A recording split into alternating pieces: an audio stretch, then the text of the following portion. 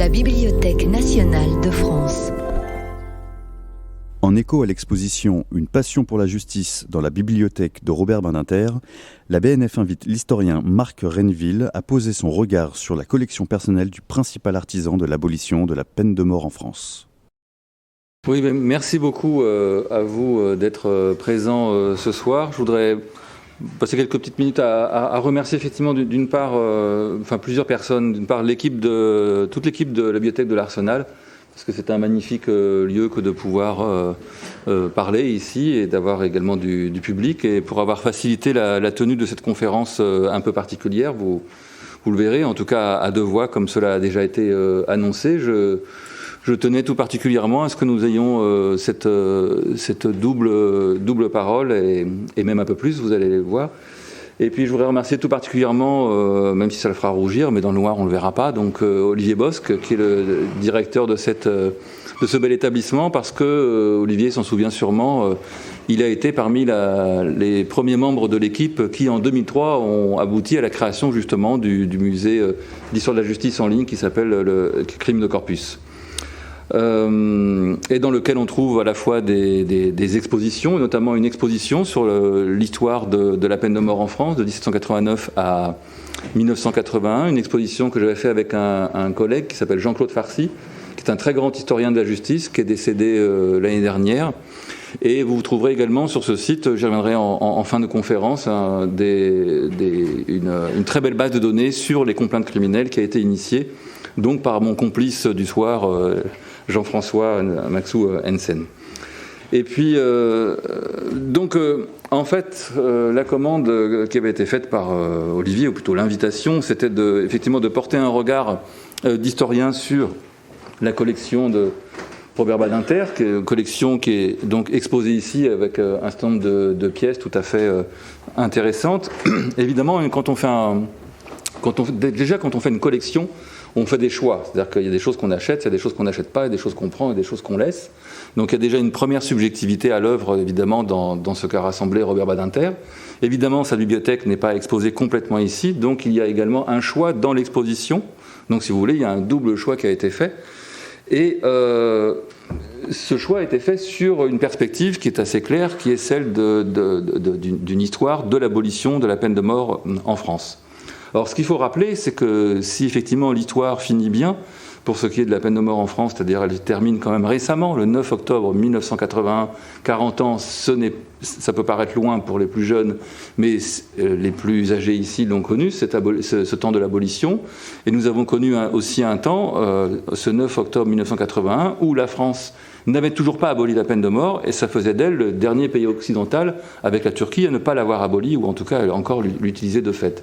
Et donc, il y a un premier paradoxe qui est que la France est probablement le pays qui, en Europe occidentale et peut-être même dans le monde, a le plus eu de voix contre la peine de mort au XIXe siècle et en partie au XXe siècle, et finalement, ça a été le pays qui l'a aboli relativement tardivement.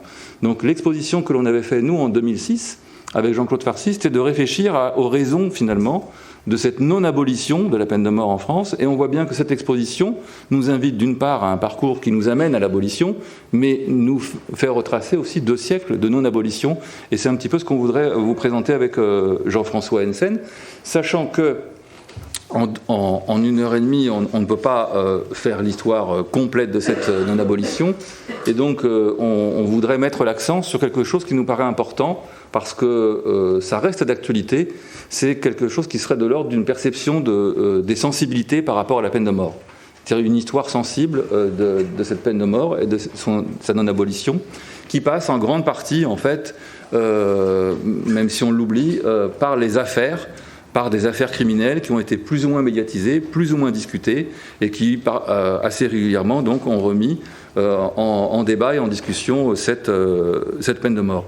Donc sur l'histoire même de la peine de mort en France, il y a beaucoup de travaux qui ont été faits par des historiens. Je me permettrai d'y renvoyer Emmanuel Taïeb, Julie Lecoing-Sang, Nicolas Picard et bien d'autres. Mais ce qu'on va essayer de vous proposer, c'est une approche un petit peu différente. Donc, juste pour le rappeler, la peine de mort sous ce qu'on appelle l'Ancien Régime, c'est-à-dire sous l'Ancien Droit, c'est-à-dire avant la Révolution française, est une peine qui est quand même assez largement répandue. et sous différentes modalités. Vous en avez 5 principalement. Vous avez d'une part la décollation à l'épée qui est réservée pour les nobles, donc la décapitation à l'épée pour les nobles, la pendaison qui est plutôt pour les gens du peuple, la roue pour des crimes déjà plus graves, le bûcher qui est une sorte d'anticipation finalement des enfers que l'on vivra après la mort, et puis l'écartèlement qui est vraiment un supplice réservé aux crimes les plus graves, notamment les crimes de lèse-majesté. Puis il y a un autre point qui est important aussi sous l'ancien droit, c'est qu'il y a beaucoup d'incriminations passibles de cette peine de mort. En 1789, le juriste Pastoret en recense 115, donc je ne vais pas les énumérer. Mais il faut savoir, comme vous le voyez sur ces images, que la peine de mort est aussi une peine qui est administrée en public.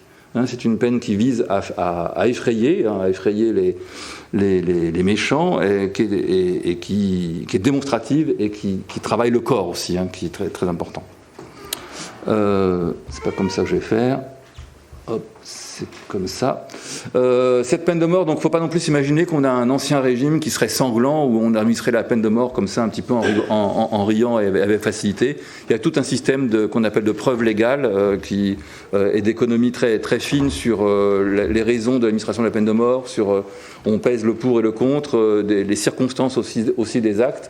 Donc ne commettons pas cette erreur de croire que notre période est tellement mieux qu'avant, et tellement mieux que le jour de précédent, etc. Si je prenais l'exemple de l'époque médiévale, on s'apercevrait que c'est une époque qui n'a pas cette perception de châtiment des corps. Ça arrive avec la centralisation de l'État, donc il faudrait mettre beaucoup de nuances. Mais disons que, si on veut simplifier, sous l'ancien droit, il y a beaucoup de possibilités pour arriver à une peine de mort qui va être une peine publique et qui vise à produire des supplices. Mais au XVIIIe siècle, on a un grand mouvement quand même de réforme qu'on appelle donc, vous savez, qui s'inscrit dans l'époque des Lumières, et qui est un mouvement de critique par rapport à la justice pénale, où on commence à parler de crimes juridiques, c'est-à-dire ce sont des crimes qui sont permis par la loi. Par exemple, la torture, c'est une pratique qui est considérée par un certain nombre de philosophes comme étant quelque chose qui n'aboutit qu'à exempter les méchants, les gens les plus insensibles à la douleur du crime, et par contre à punir des personnes qui sont particulièrement civilisées, donc particulièrement sensibles justement à la douleur, etc.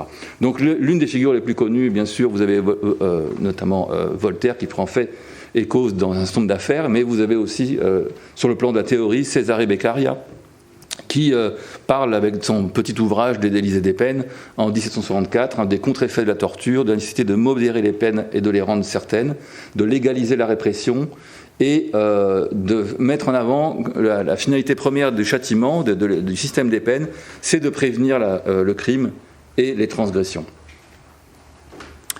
Et j'ai fait des bêtises là, mais je crois que là...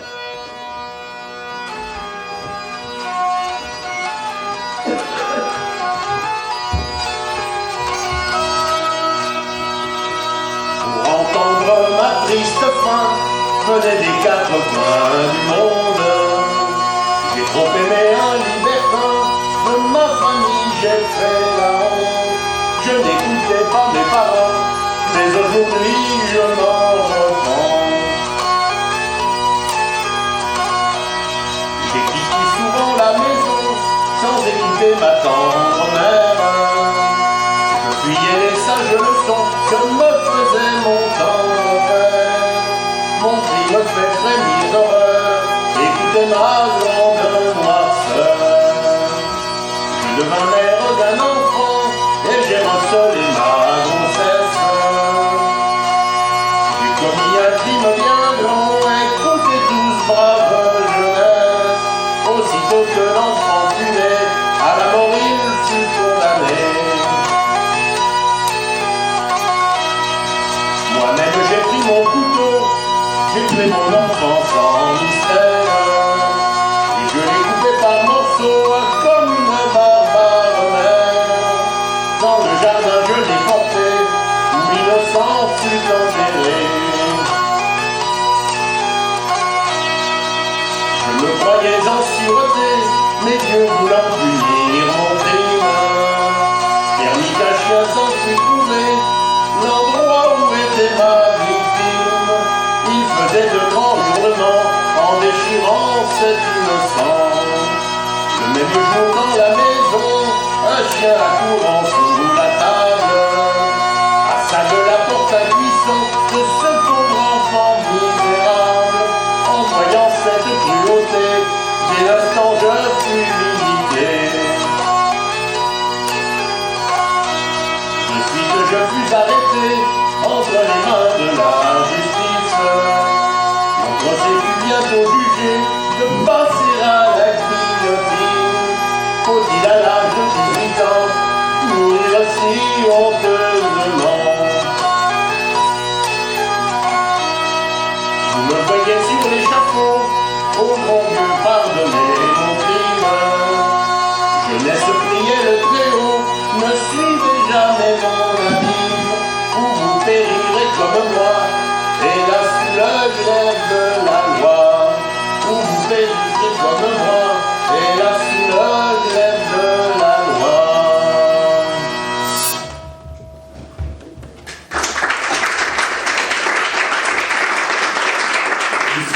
L'histoire sensible, disait Marc, eh bien voilà comment certains crimes étaient perçus par la population. Ceci, mesdames et messieurs, est une complainte criminelle. La rédaction à la première personne est un artifice rhétorique.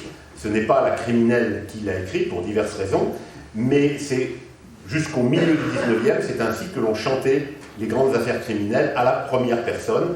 La complainte était le moment où le criminel venait demander qu'on le pardonne, qu'on l'absolve de ses crimes avant d'être exécuté.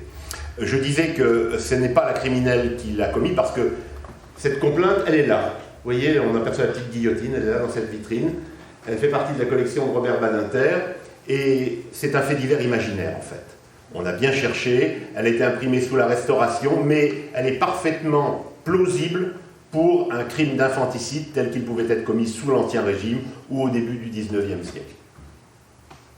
Mais j'en ai assez dit, je laisse la parole à votre Merci Jean-François. Donc, on va essayer d'avancer un petit peu dans le temps. Donc, après l'Ancien Régime, vous savez, puisqu'on est dans un lieu aussi, la bibliothèque de l'Arsenal qui en préserve les archives, on arrive à la Révolution française qui débute, en tout cas symboliquement, c'est la mémoire, en tout cas dans la population qui en reste, par la prise d'une prison d'État, la Bastille, et qui donne en fait, qui donne corps à l'importance que l'on accorde à la question de cette réforme justement de la justice. Dans les cahiers de doléances, il y a deux demandes principales. La première, c'est la réforme de l'impôt, et la deuxième qui vient immédiatement après, c'est la réforme de la justice. Donc, sous la Révolution française, en tout cas au début, au printemps de 1791, on discute de la nécessité de réformer la loi, et notamment d'un nouveau code pénal. Enfin, il n'y avait pas de code pénal en France avant, mais il y avait quand même des lois. Et donc l'idée, c'est d'avoir un code absolument clair. Et on discute à cette occasion de la nécessité ou pas de maintenir la peine de mort. J'ai dit tout à l'heure que Beccaria était pour la modération des peines, mais il faisait une exception à l'abolition de la peine de mort pour les cas de personnes qui s'opposaient à la loi générale, finalement, qui s'opposaient à la société elle-même. Il disait, ces opposants, qu'on n'appelait pas encore opposants politiques, eh bien, malheureusement, s'ils veulent absolument renverser la société dans laquelle on est, pour eux, on maintiendra la peine de mort. Mais dans tous les autres cas, les cas qu'on appellera plus tard de droit commun, on devait abolir la peine. Alors, quels étaient les arguments de ceux qu'on n'appelle pas encore les abolitionnistes? C'est d'abord, la peine de mort, elle est liée au régime despotique et tyrannique. C'est-à-dire que dans toutes les tyrannies, dans tous les lieux où on opprime le peuple, la peine de mort existe. Qu'ensuite, elle est cruelle, effectivement, on a dit qu'elle était publique, qu'elle était souvent agrémentée, entre guillemets, de supplices. L'écartèlement, on pouvait ajouter de l'huile chaude sur les plaies, on pouvait tirer avec des tenailles sur la chair. Il y a une description très, très connue, pour ceux qui l'ont lu, de supplice de Damien au début du livre de Michel Foucault, Surveiller et punir, qui donne vraiment une idée de l'horreur du supplice. On considère qu'elle est inefficace et inutile parce qu'elle finalement n'est pas dissuasive, et on a l'argument de dire que, notamment, par exemple au Japon, je ne suis pas bien sûr qu'ils aient vérifié, mais en tout cas on dit sous la Révolution française qu'au Japon c'est un lieu où on applique le plus la peine de mort, et c'est finalement le lieu où il y a le plus de criminalité. Comme je dis, je ne suis pas sûr qu'ils aient vérifié.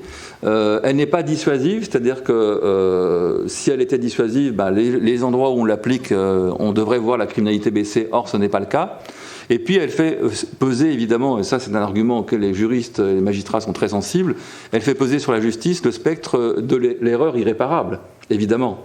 Si on punit de la peine de mort quelqu'un qui n'est pas coupable, on ne pourra pas réparer l'erreur si on s'aperçoit qu'il était innocent du crime dont on l'accablait.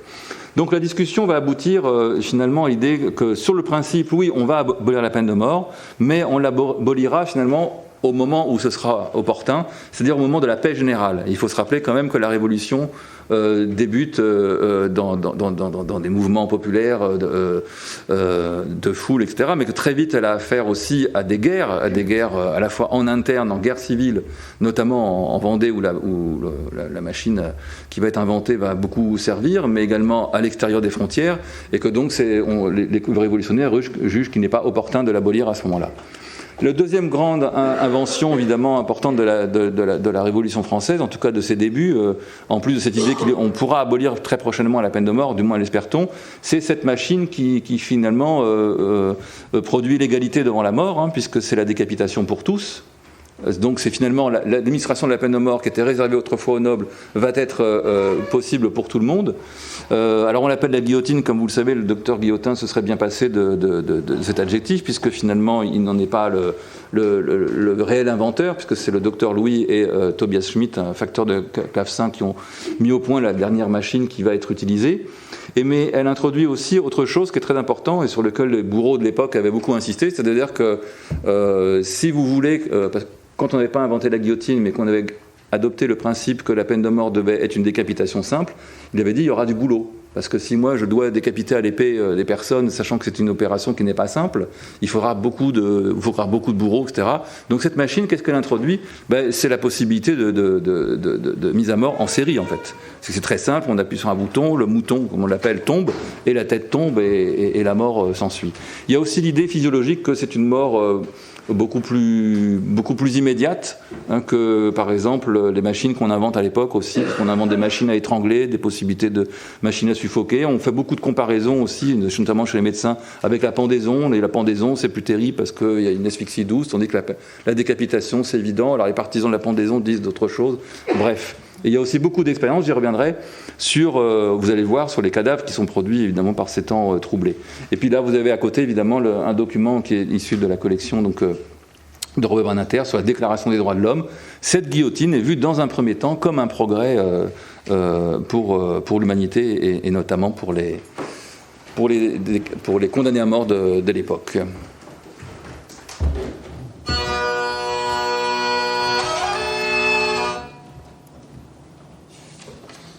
Ces complaintes étaient portées par des feuilles qu'on appelait les canards.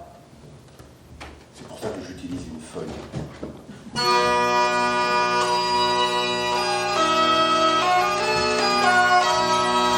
Si dans les fastes de mémoire l'on a inscrit des guerriers fameux, de quel bandit dans l'histoire l'on conservera les noms affreux? Celui du jeune Pierre Rivière, dont je vais vous tracer les forfaits, en horreur à la terre entière, il y figurera pour jamais. En horreur à la terre entière, il y figurera pour jamais.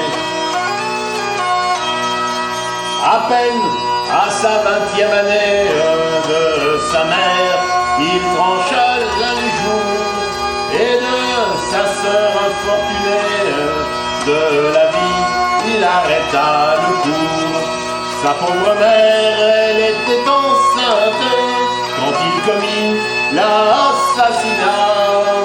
En entendant cette complainte, chacun d'entre vous, il frémira. En entendant cette complainte, chacun d'entre vous, il frémira. La complainte, c'est un média qui raconte un crime et la musique est là pour aider à le mémoriser. Néanmoins, ce n'est pas une chanson imprimée par des imprimeurs de musique, car c'est une chanson sur timbre, c'est-à-dire qu'on réutilise une mélodie préexistante, ce qui permet à n'importe quel imprimeur d'imprimer le texte d'une complainte et de rajouter l'air du chien fidèle. Je pense qu'il n'y a personne dans la salle qui connaît l'air du chien fidèle. D'ailleurs, j'ai chanté cette complainte sur l'air de Tout t'en souviens-tu, que tout le monde connaît naturellement, parce que c'est un air du chansonnier de Brault, un chansonnier du 19e, qui a exactement la même coupe que l'air du chien fidèle, que je n'ai pas réussi à retrouver de façon certaine. Donc nous sommes là dans le monde des chansonniers, les artisans faiseurs de chansons, et vous connaissez la différence entre un compositeur et un chansonnier. Le compositeur, il compose ex nihilo. Le chansonnier, c'est un artisan, il travaille sur un gabarit.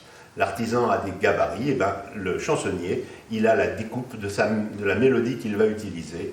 Et il n'a pas à se poser de questions pour la longueur des vers, c'est la musique qui le dit.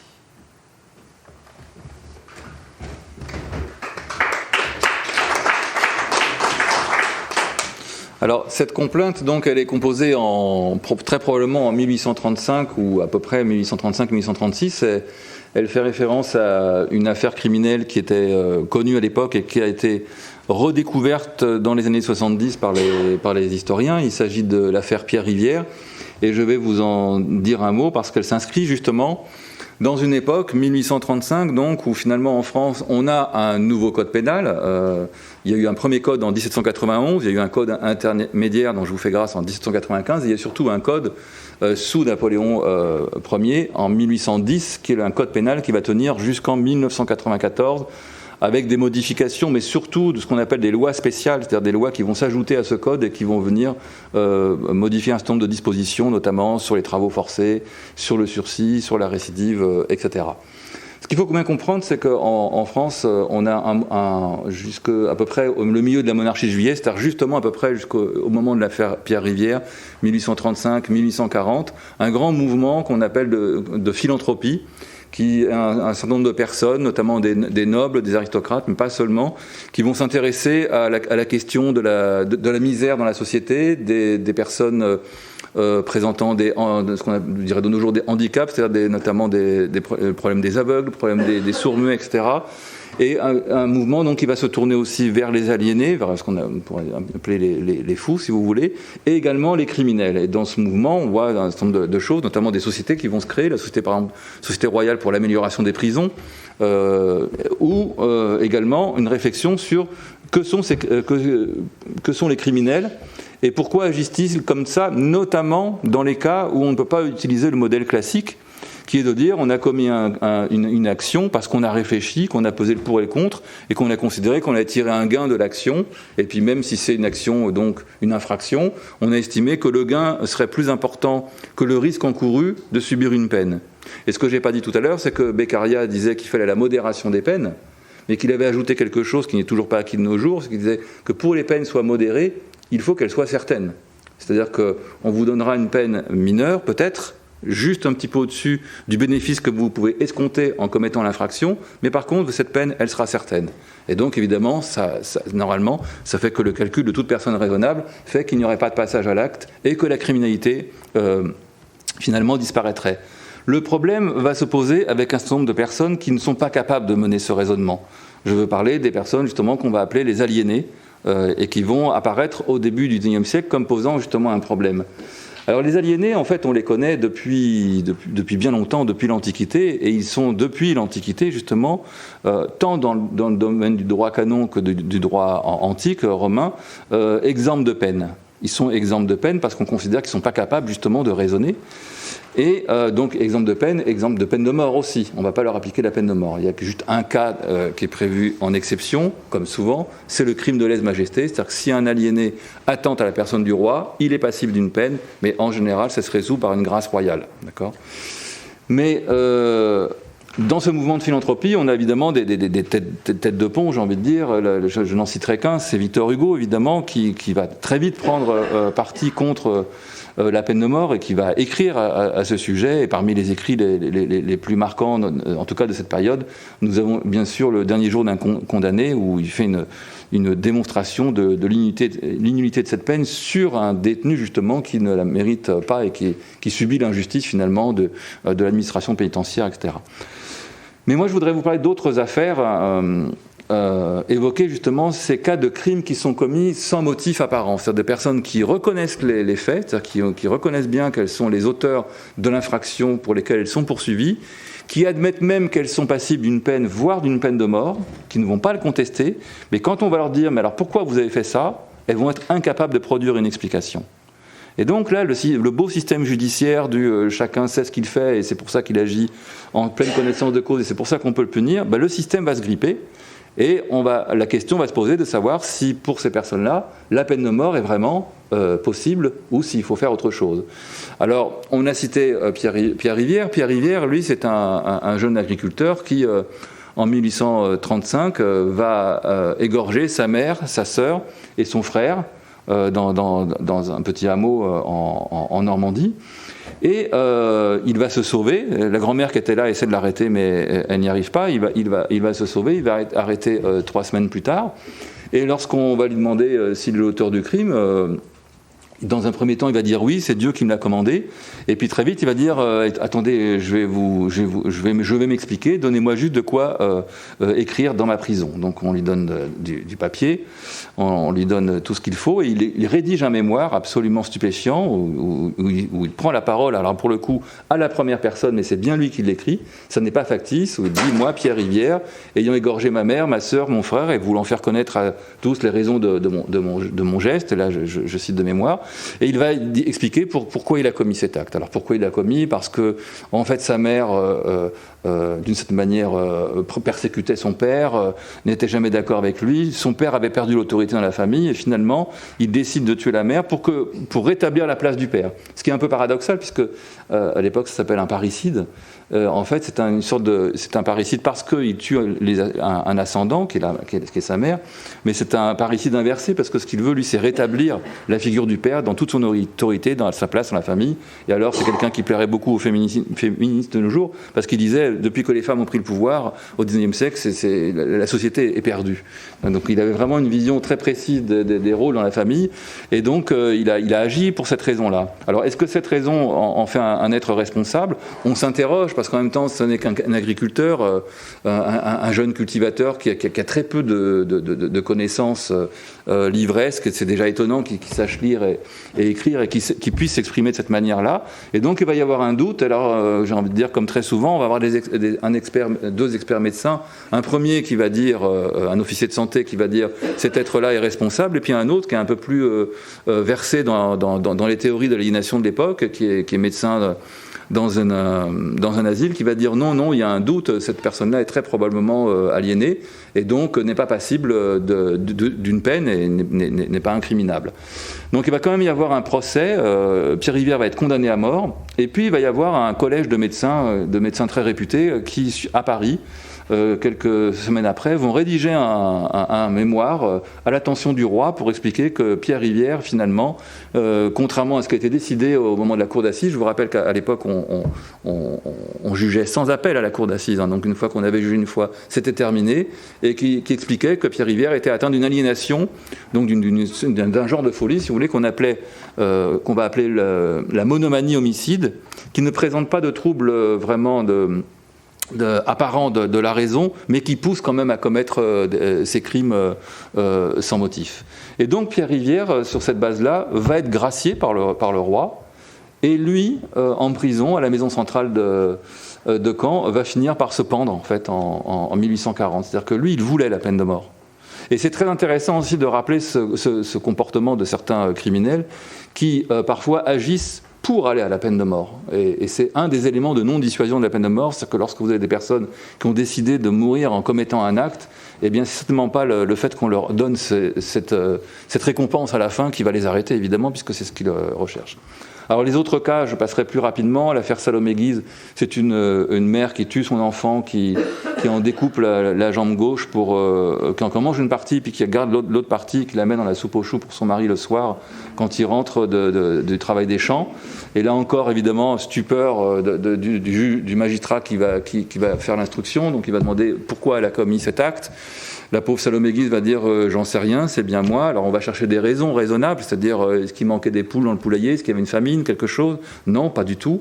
Et donc là encore, on va se poser la question de la raison plutôt de la déraison du geste. Et puis le sergent Bertrand, pour mémoire aussi, c'est quelqu'un alors qui lui ne tue personne, mais qui fait des profanations de sépultures dans le cimetière du Montparnasse, donc à Paris, en 1847. Ce qu'il fait, c'est qu'il repère les enterrements de jeunes femmes, et puis le soir, il va au cimetière, il prend son sabre de sergent, il ouvre le cercueil, il éventre le cadavre et il a une jouissance sexuelle dessus. Et la grande question qu'on se pose, c'est de savoir si cette personne est raisonnable ou pas. Alors il n'est pas passible de la peine de mort, je dirais c'est quasiment l'inverse, parce qu'en fait, profanation de sépulture, ce qu'il encourt, c'est, je crois, 1 ou 2 ans de prison au maximum. Et donc c'est ce qu'il aura, et pourtant il apparaît comme étant quelqu'un qui est effectivement en déraison. Donc la question de la peine de mort pour un Pierre Rivière, pour une Salomé Guise, pour les médecins, à l'époque, pose la question justement du crime juridique. Si on les responsabilise, on commet un crime juridique parce qu'en vérité, ces personnes sont des malades, entre guillemets, en tout cas doivent être secourus, on doit les aider plutôt que de les punir. Donc vous avez une sorte de paradoxe dans cette idée que les crimes les plus abominables sont commis par des personnes qui ne sont pas responsables et qui ne sont donc pas punissables. Et pour elles, alors vous allez dire, mais alors c'est quoi la solution ? Eh bien, j'ai envie de dire, déjà à l'époque, on imagine quelque chose qui serait de l'ordre d'asiles spéciaux, qui seraient ni des prisons, ni vraiment des asiles, mais des lieux où on pourrait tenir ces personnes en bonne sûreté pour la société, mais où aussi on essaierait si possible, de les observer, de les guérir de leur comportement. Autre chose aussi qui est important, je dis que la guillotine tournait pas mal sous la Révolution, comme vous le savez, il y a le moment évidemment terrifiant de la terreur où les têtes tombent régulièrement, mais il y a aussi au XIXe siècle, il n'y a pas que la peine de mort, il y a aussi des peines, notamment les bagnes. Les bagnes portuaires fonctionnent en France jusqu'aux années 1850, 1860, 70, avant que l'on ouvre les bagnes outre-mer en Guyane et en Nouvelle-Calédonie, mais il y a aussi l'idée que puisque je l'ai dit, la Révolution française prévoit que les peines permettent l'amendement des condamnés, ça veut dire qu'il faut faire quelque chose avec les condamnés pour qu'ils reviennent à la société en étant finalement des honnêtes gens. Et comment on les transforme ? Eh bien, l'idée de la transformation passe par la mise au travail. Et donc le travail forcé, ce qu'on appelle aussi au bagne portuaire la grande fatigue, la petite fatigue va être mise en place. Petite fatigue pour les détenus qui sont récompensés par leur comportement, et puis grande fatigue pour les costauds qui refusent la discipline, et ceux-là on les met vraiment aux travaux les plus durs. Et puis évidemment tout un système de justice à l'intérieur des lieux de détention. Système judiciaire, de justice plutôt, qui est purement administratif et qui n'est pas contrôlé justement par la justice de l'extérieur. Donc vous avez dans les bagnes, dans les prisons, des systèmes de punition qui se mettent en place et qui sont souvent assez sévères, avec des systèmes de cachot, des systèmes de fer, ou comme vous le voyez là, c'est issu donc de la collection Robert Badinter, les croquis de Pierre les tueurs sur les bagnes avec la bastonnade qui est donnée pour souvent des indocilités ou des rébellions. Et vous avez à droite également un document très intéressant issu de la collection qui est un registre matricule, parce qu'évidemment les personnes, eh bien, il fallait les identifier, savoir pourquoi elles étaient là, pour combien de temps, avec tout un système légal de registre d'écrou pour pouvoir leur faire bénéficier éventuellement aussi de grâce lorsqu'elles se comportaient bien. Et puis enfin, les décapités vont avoir un usage, je dirais quasiment... on va trouver une utilité finalement à la décapitation, c'est-à-dire la prise de corps par les médecins. Les décapités vont servir pour des expériences, alors à la fois dans le domaine de l'art, pour représenter la physionomie du décapité, vous en avez un exemple là aussi, et puis vous allez avoir toute une série de prises sur les corps, puisque comme les corps des suppliciés sont finalement, peuvent être demandés par les familles, mais c'est finalement pas si souvent le cas, eh bien ils vont se retrouver dans les amphithéâtres de médecine pour des dissections, pour des autopsies, et pour également des expériences, par exemple des expériences de galvanisme. Vous connaissez tous l'histoire de Frankenstein, c'est-à-dire ce docteur qui redonne vie à un cadavre en y mettant de l'électricité. Eh bien on va électrifier aussi les corps des cadavres pour voir si des fois ça bougerait pas, etc. On est vraiment dans cette époque-là. Et puis également toutes sortes une science aussi qui va se construire autour de cette prise de corps finalement sur les cadavres, qui s'appelle la phrénologie, et qui va penser qu'on peut reconnaître les talents, les penchants, les facultés des personnes par la conformation du crâne, parce que le crâne recèle un cerveau qui a lui-même des localisations fonctionnelles. et par exemple l'instinct carnassier qui se trouverait au-dessus de l'oreille. Alors ils ont un système symétrique, donc l'instinct carnassier est ici, et s'il est très développé, ça fait de vous des personnes qui auraient des tendances criminelles. D'accord ? Une tendance. Alors, quand on dit tendance criminelle, ça ne veut pas dire que ça fait de vous forcément des tueurs qui vont finir à la guillotine. Il faut que vous trouviez à ce moment-là, si vous avez cette tendance, un métier en société légitime qui va vous permettre d'assouvir votre penchant, évidemment, sans être dans l'illégalité.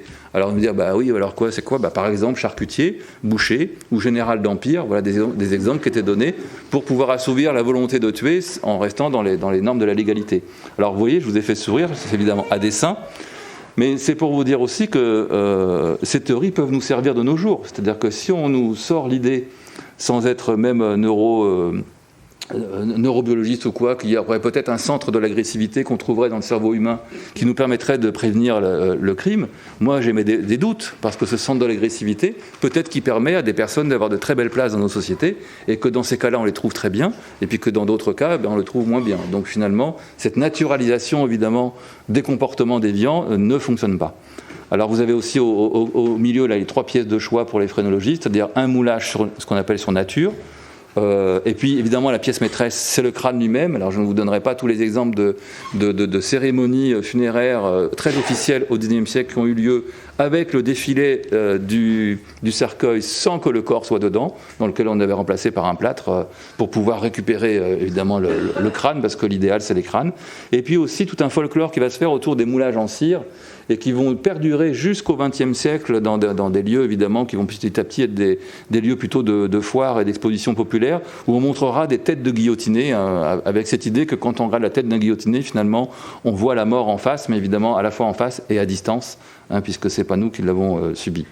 Et toutes ces sciences vont produire aussi des discours finalement sur les criminels, c'est-à-dire qu'est-ce qu'un criminel, qu'est-ce que c'est qu'un récidiviste, pourquoi les gens sont poussés à tuer les autres, et on va avoir tout un ensemble de sciences qui vont s'intéresser beaucoup à la physionomie. Vous savez, finalement, les sales têtes, les sales tites, les mauvaises têtes ont un enracinement qui est bien plus ancien avec la physiognomonie, qui date de l'Antiquité et qui a connu un mouvement de retour pendant la Renaissance, mais aussi au XIXe siècle. On va beaucoup s'intéresser à la mesure finalement de ces différences. Et là, vous avez un document donc à gauche de la collection Badinter, qui est un document finalement d'un ouvrage, je sais tout, qui est un ouvrage de vulgarisation, mais qui dit au pays du crime. Au pays des crimes, finalement, quand vous regardez, vous avez des sales têtes. Si vous voyez ces gens qui font l'autostop, vous n'allez pas les prendre, quoi. C'est évident, quoi.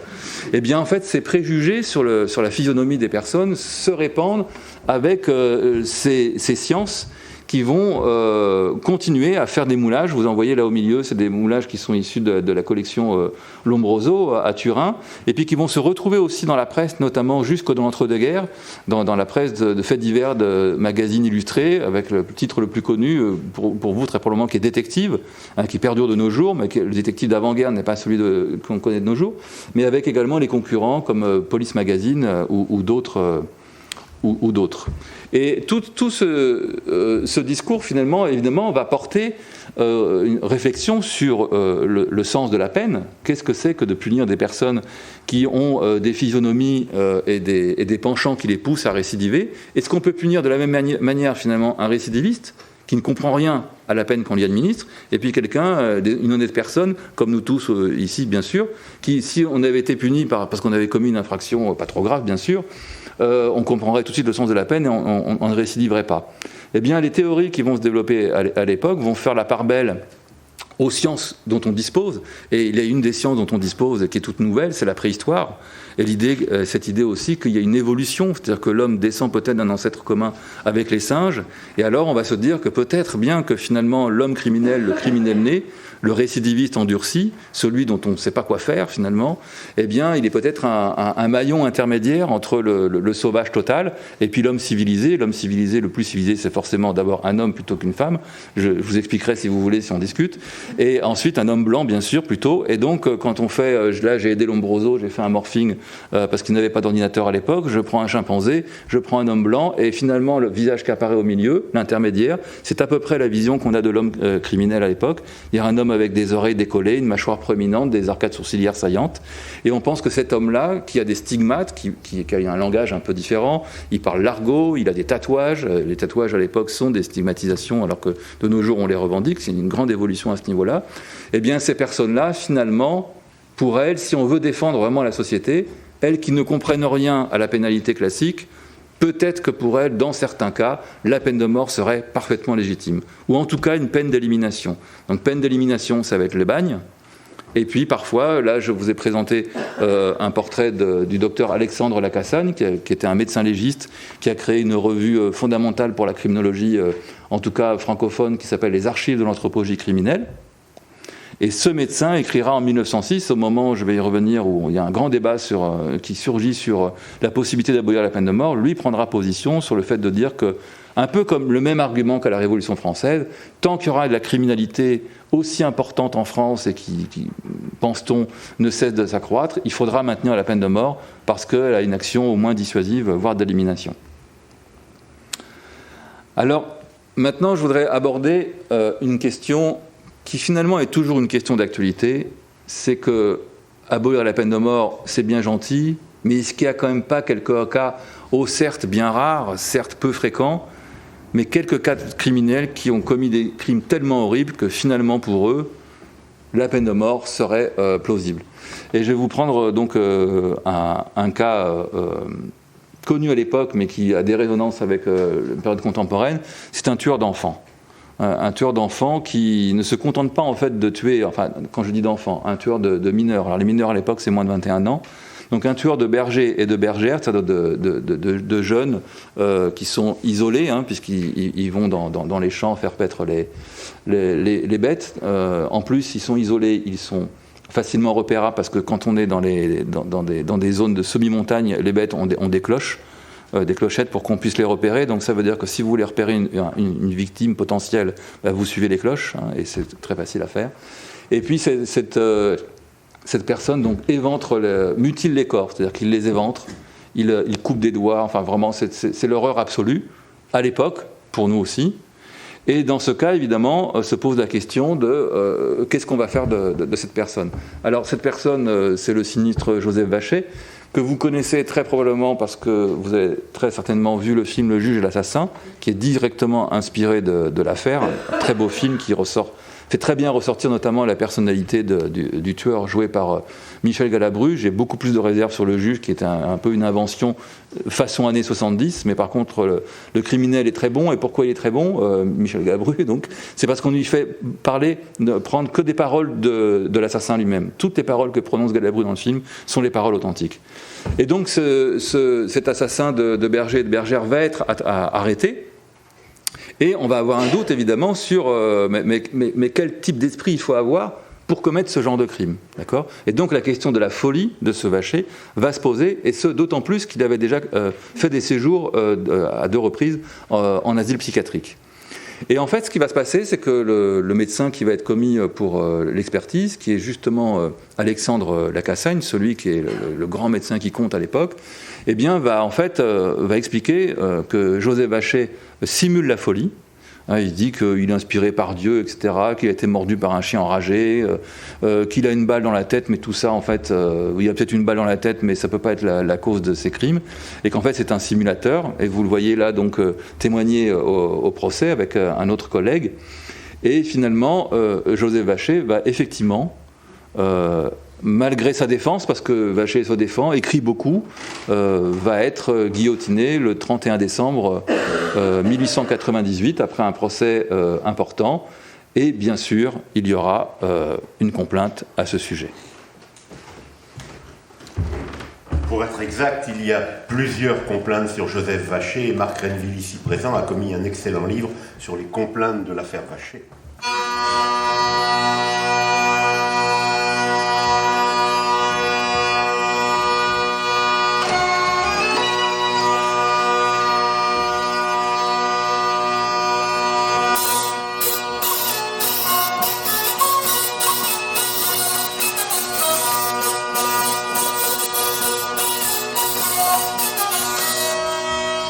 Vacher, un homme infâme, vient d'être condamné à la peine capitale, il ne l'a pas volé. Ce sinistre bandit a été raccourci. Déjà dans son jeune âge, Vacher montrait souvent les tristes apanages qui causèrent longtemps la douleur et l'ennui dans beaucoup de familles. Surtout les jeunes bergères qui gardaient leurs troupeaux furent victimes pauvres de cette idée de pourceaux dans les champs, dans les prés. Ils venaient les guetter.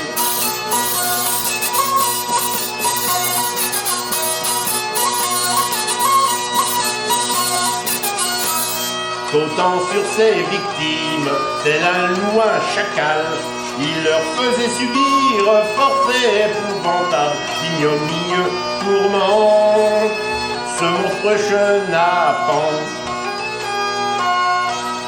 Les violences de cet homme se terminèrent souvent, forfait horrible en somme, par la mort du patient qui tombait sous le couteau du sinistre bourreau. Mais la justice qui veille s'empara du bandit, lui va subir la peine, mettant fin à la vie d'un lâche, d'un assassin, d'un horrible gredin.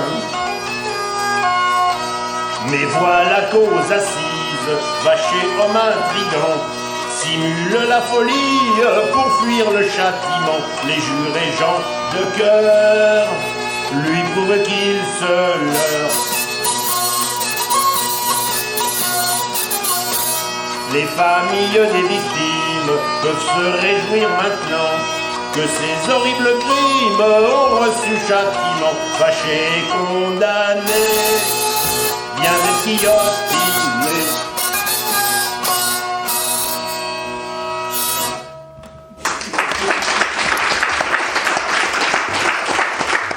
Alors la complainte, elle apporte un regard original parce qu'elle émane, en tout cas celle-là, de chanteurs ambulants qui écrivaient les complaintes eux-mêmes. Il y a des maladresses de langage. Ils simulent le châtiment, c'est ce que ils simulent la folie, c'est ce que la rue pensait. Mais les jurés gens de cœur, les jurés qui sont des gens bien, oui, voilà. Donc il y a des maladresses dans l'écriture, ce qui rend ces complaintes parfaitement touchantes et attachantes et qui révèlent l'opinion de la rue par rapport au crime et au jugement. La complainte se termine généralement par deux types de morale. Une première morale est une morale pédagogique destinée aux pères et mères de famille et aux enfants. Soyez sages et il ne vous arrivera rien. En ce sens, la complainte a la même fonction que le conte. On peut chanter une complainte sanguinolente en veillée, les adultes sont là pour rassurer les enfants, et il y a une morale qui dit, ben voilà, si tu veux pas que ça t'arrive, il faut que tu sois un bon petit garçon. Et l'autre morale, elle est très simple, c'est qu'on lui coupe la tête. Et en ce sens, la complainte représente l'expression d'une justice populaire, du même ordre que le charivari. Quelqu'un qui épouse une fille qui n'est pas de son âge doit être puni, la punition là est symbolique, quelqu'un qui tue doit être puni, et le groupe dit qu'on lui coupe la tête. Et c'est la complainte qui est le média qui transporte cette parole. Oui, merci beaucoup Jean-François.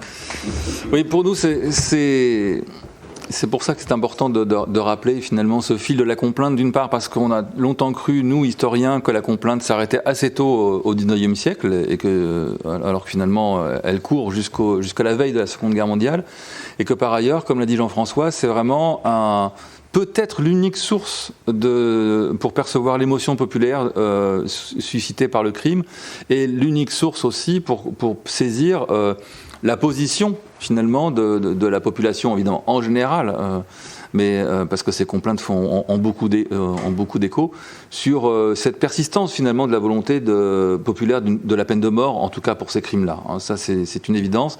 Les complaintes, qu'on les prenne sous la Restauration, sous la monarchie de Juillet, sous le Second Empire, ou à l'époque de Vacher, à la Troisième République, comme on l'a dit, la morale n'évolue pas s'il a tué il faut qu'il soit tué, c'est la loi classique du talion, ça n'est pas discutable. Et finalement, les seuls qui vont, entre guillemets, défendre Vacher, c'est-à-dire dire qu'on n'aurait pas dû le guillotiner, c'est certainement pas les magistrats, ce ne sont pas non plus les politiques, ce sont quelques médecins aliénistes, et ils sont assez peu en fait.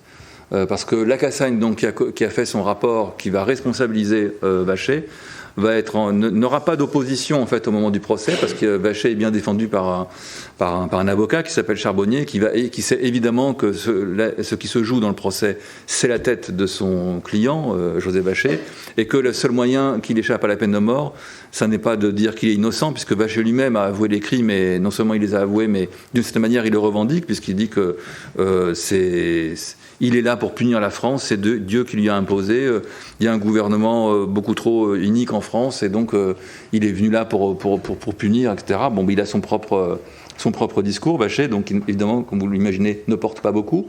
Mais par contre, lui, l'avocat, va faire appel à d'autres médecins aliénistes qui vont se récuser pour venir témoigner au moment du procès, mais il y en a un quand même qui est très connu, qui s'appelle Édouard Toulouse, qui est à Paris et qui est en train de révolutionner d'ailleurs en partie les théories de l'aliénisme, et notamment de la prise en charge des malades mentaux dans les asiles, pour dire qu'il faut qu'ils soient, si possible, de moins en moins possible enfermés et le moins longtemps possible, et qui va contester aussi les principes de l'expertise en disant qu'il faudrait qu'il y ait des expertises contradictoires sur ces cas-là, mais quand on l'invitera à venir, il dira oui, mais j'ai pas eu le temps. Et par contre, une fois que Vacher sera condamné, il continuera à dire que Vacher n'aurait pas dû être condamné. Il y aura donc une controverse avec le docteur Lacassagne, qui sont donc deux médecins puissants. Et la réaction de Lacassagne va être de faire un ouvrage très rapidement, vraiment avant même qu'on ait les résultats des autopsies du crâne, parce que là je ne l'ai pas montré, mais en fait, vous voyez donc le crâne guillotiné de Vacher, mais le crâne va être coupé en deux, le cerveau également, une partie va être conservée et une autre va être coupée en 12 tranches, qui vont être envoyés à 12 médecins différents pour justement faire l'autopsie, pour vérifier s'il n'y a pas une anomalie dans le cerveau qui permettrait d'expliquer les crimes de Vacher. Et alors, on ne va rien trouver, mais on va dire c'est pas parce qu'on n'a rien trouvé qu'il n'y a pas quelque chose, puisque de toute façon l'état de la science actuelle ne sera pas celui de la science dans 10, 20, 50 ans, et peut-être qu'on pourra trouver quelque chose plus tard. Ce à quoi se sont essayés des médecins il y a une vingtaine d'années, en reprenant, alors je crois qu'ils n'avaient pas retrouvé les bocaux dans lesquels se trouvait le cerveau, donc ils sont repartis des comptes rendus d'autopsie de l'époque, en confirmant que oui, effectivement, peut-être que certaines anomalies repérées à l'époque pourraient correspondre à des maladies qu'on connaît de nos jours, et que donc, etc. Bon, bref, moi je ne vais pas rentrer dans cette question de savoir si le cerveau de Vacher était celui d'un malade ou pas, ça, de toute façon je ne peux pas répondre, mais sachez que ça a été un enjeu, et que finalement les seuls à défendre Vacher, ça a été quelques médecins aliénistes, en disant qu'il y avait un gros doute sur son état mental, et également des polémistes, tel Henri Rochefort, qui a fait le lien en 1800, donc au tout début de l'année 1899, entre deux affaires, l'affaire Dreyfus, en disant là on est en train d'innocenter quelqu'un qui est un vrai coupable, et puis l'affaire Vacher, en disant non mais là vraiment on a condamné quelqu'un qui n'aurait pas dû être guillotiné. Vous voyez, donc comment en fait finalement à chaque période aussi on utilise les affaires criminelles pour rentrer dans des jeux aussi de stratégie et de controverses sur la peine de mort. Je voulais juste ajouter aussi quelque chose. Vous avez vu de la presse déjà là, ici le Petit Parisien, là encore un supplément au Petit Journal. Il faut savoir qu'à la fin du XIXe siècle, non seulement les complaintes continuent de se répandre dans les campagnes à chaque fois qu'il y a une nouvelle affaire criminelle qui arrive, mais qu'on a également la diffusion d'une presse qui fait concurrence d'ailleurs à la complainte et qui la tient en peu d'estime, qui est la presse quotidienne, qui va, notamment la presse populaire, qui va énormément utiliser le fait divers criminel pour faire augmenter les tirages, pour faire des feuilletons. Vous savez que finalement, l'enquête, c'est le meilleur feuilleton à bon compte qu'on puisse trouver, puisqu'une enquête criminelle, il y a un début, il y a une fin, il y a une intrigue, et donc immédiatement, ça peut partir en feuilleton. Et donc, sur certaines affaires criminelles qui ne seront pas résolues tout de suite, ou l'affaire Vacher, qui va quand même courir sur presque 1 an et demi, et bien là, il y a un effet d'aubaine, et on montre, vous voyez, on montre Vacher se réveillant au moment de son exécution. Là, on fait quasiment entre guillemets, c'est l'ancêtre de la bande dessinée. On a quasiment la petite histoire de Vacher qui tourne sur ces choses-là. Et il faut savoir qu'évidemment, on n'a pas besoin d'être lettré, de pouvoir savoir lire pour reconnaître d'une part Vacher, parce qu'il avait cette fameuse toque en poil de lapin blanc, le blanc de l'innocence, bien sûr, parce que Vacher se disait innocent. Pas innocent en tant que non-auteur des crimes, mais innocent en tant que je ne sais pas ce que j'ai fait, parce que c'est quelque chose d'autre qui me travaille. Et puis donc, cette presse, comme je vous le dis, qui va jouer un rôle très important dans la suite.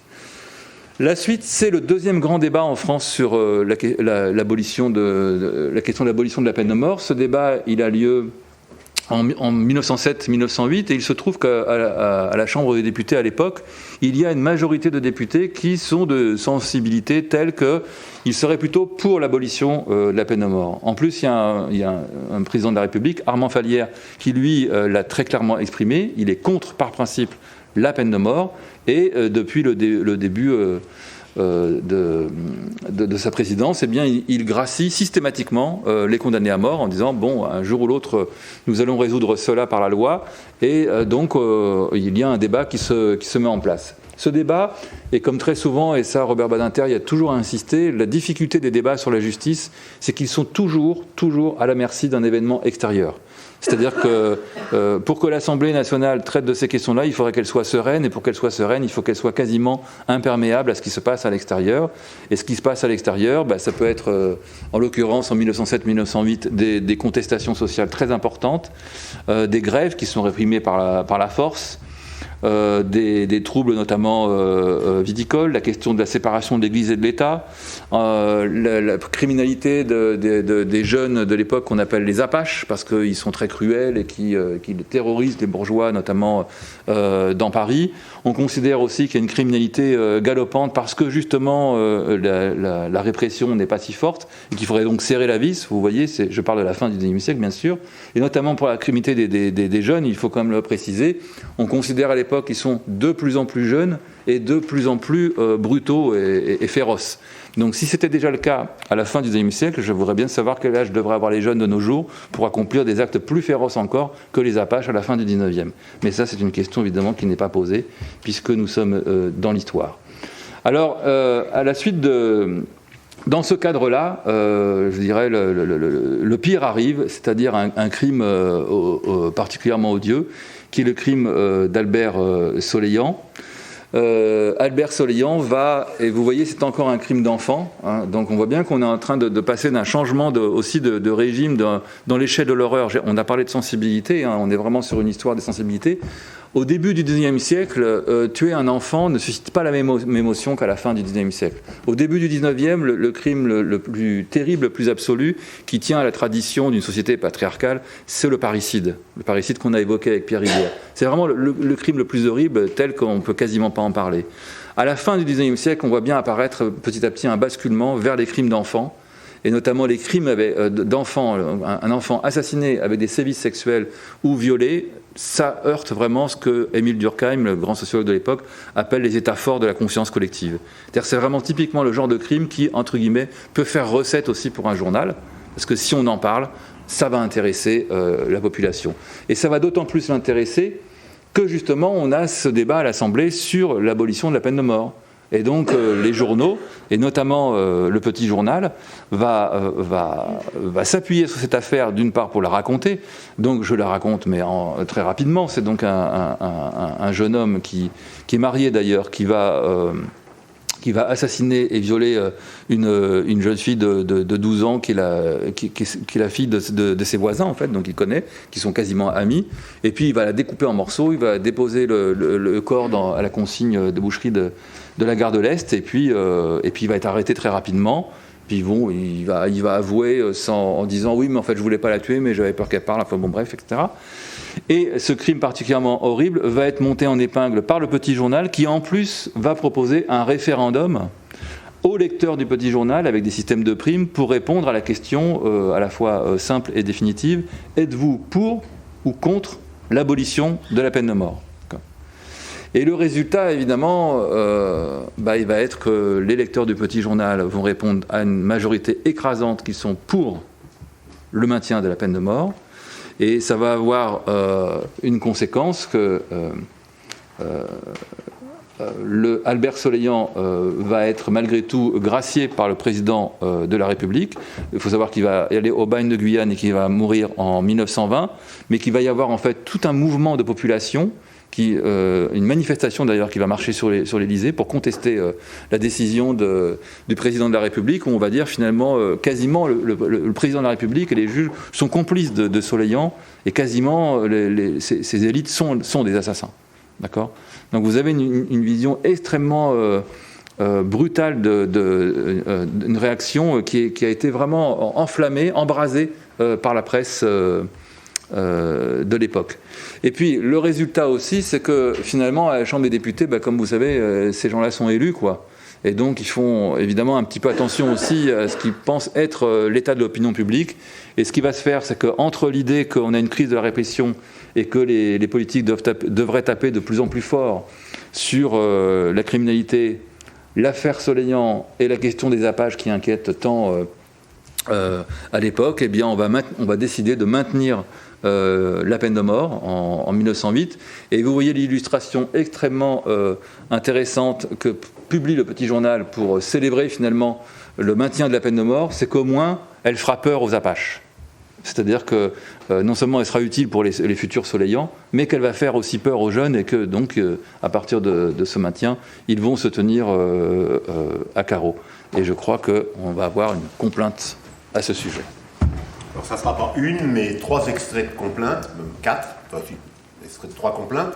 Le premier et 3e extrait vont être sur un air dit de Fualdès, qui est l'air très, très commun des complaintes.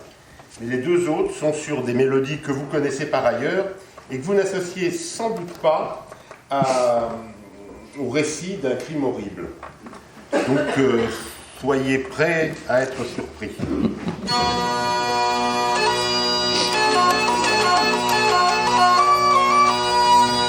Un épouvantable crime, je veux faire le récit. C'est un sacripant maudit qui sans peur fit la victime d'une douce et belle enfant, n'ayant pas plus de 12 ans. On était encore à table dans la famille Ermelding, et Soleian parut soudain en disant d'un air aimable: ma femme veut à l'instant mener Marthe à Bataclan.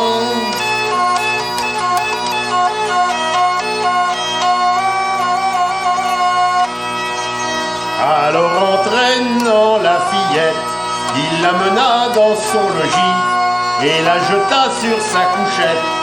Malgré ses larmes et ses cris, puis il la viola et l'assassina. Ce crime ignoble vous écœure, les gens en restent confondus. Pendant que la famille pleure, l'enfant qu'elle ne verra plus. Mais enfin la police arrête le misérable criminel. Il faut que justice soit faite pour cet être ignoble et cruel. Pas de rémission et pas de pardon. Il faut que ce satire meure. Tous les discours sont superflus pour venger la mère qui pleure, l'enfant qu'elle ne verra plus. Le misérable satire avait violenté l'enfant. Il le nie, c'est évident, mais il a fait encore pire. De son poignard aux douleurs, il lui transperça le cœur. On ne peut penser qu'un homme puisse descendre aussi bas. Surtout on ne comprend pas qu'il puisse espérer en somme échapper au châtiment qu'il doit subir justement. Mais monsieur Fallière l'a gracié. Cette grâce vous surpasse, vous agace et vous confond, fera germer de la graine de bagne dans les villes et les campagnes, et de rage à tout âge les mères en pleureront, quand les Soleians tueront les fillettes qu'ils violeront. Il se la coulera douce et belle sous les palmiers de la Nouvelle. Viendra même saler moustille un pensionnat de jeunes filles. Pour lui ce sera très chouette, ce gigolo à gigolette, leur apprendra le jeu nouveau, à jouer au diabolo. La morale de scandale, c'est que tout le monde est furieux n'avoir pas vu sa sale mine sous le couteau de la guillotine. Cette crapule sans scrupule rôtit à tout petit feu. On n'a pas ces malheureux coupé le soleil en deux. Il se la coulera douce et belle, tous les palmiers de la nouvelle. Viendra même salé moussi à un pensionnat de jeunes filles. Pour lui ce sera très chouette, ce gigolo à gigolette, leur apprendre à genou bon, à jouer au diabolo.